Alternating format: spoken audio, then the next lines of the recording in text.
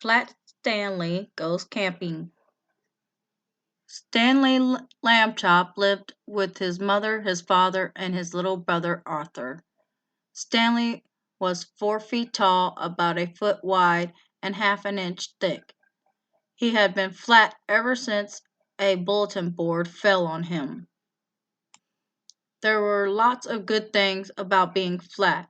Stanley could put on sunscreen in one swipe. Stanley had the best back float at the pool. Stanley had the loudest belly flop too, but sometimes it was hard being the only flat kid in town. "I'm sick of being flat," said Stanley one morning. "Flat is lame." "Lame?" said Miss Lambchop. "Why, some of the best things in the world are flat." "Like the newspaper," said Mr. Lambchop. "And fried eggs and pancakes and bacon," said Arthur. "I guess so," said Stanley. After breakfast, Mr. Lambchop started loading up the car with tents and sleeping bags.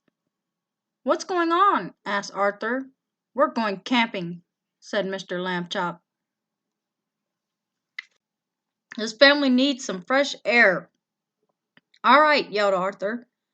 Stanley barely smiled. After a short drive, the Lambchops arrived at the Houran River campground.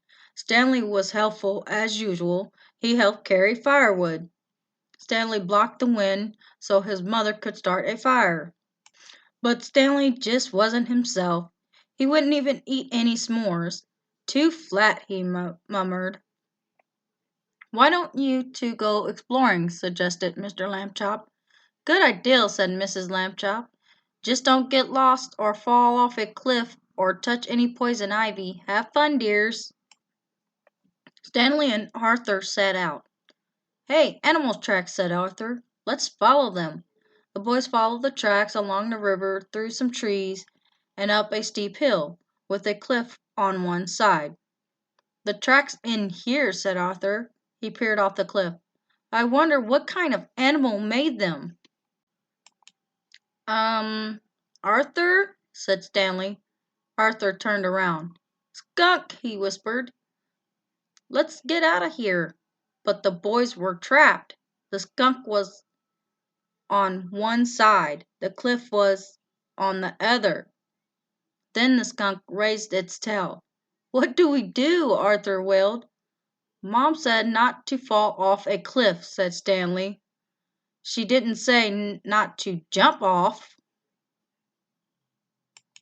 Suddenly Stanley grabbed Arthur by both hands and jumped. "Ah!" Arthur screamed. Then Arthur opened his eyes. He wasn't falling. He was sailing. Above him, Stanley's body made a perfect parachute. The boys landed with a gentle plop. "That was awesome," said Arthur. "Thanks," said Stanley. "Now, where are we?" Arthur and Stanley looked around. All they saw were trees. "We're lost," said Arthur. "And it's getting dark." Then Stanley spotted something. "There's the river," he said. "Our campground is on the river." The boys ran to the water's edge.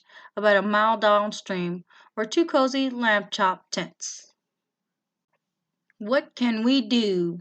It will be dark before we can walk that far," said Arthur. "I know," said Stanley.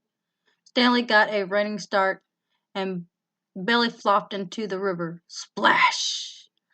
Then he flipped over onto his back. "Climb on!" "Woohoo!" cried Arthur. "Always wanted to go rafting." Arthur and Stanley made it back to the camp, dripping but safe. "Let's keep this to ourselves," said Stanley. "I can't believe we got lost and went off a cliff," Arthur said. "At least we didn't touch poison ivy." "There you are," said Miss Lambchops. "Just in time for supper." That night, Arthur whispered to Stanley from his sleeping bag, You know, if you weren't flat, you couldn't have saved us today, Stanley smiled. Maybe being flat isn't so lame, he said. And the next day, Stanley found out another good thing about being flat. He couldn't put on poison ivy cream in one swipe.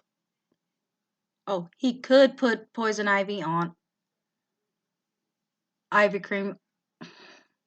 He couldn't put he he could put on poison ivy cream in one swipe. They did get it, poison ivy. The end. See you next time.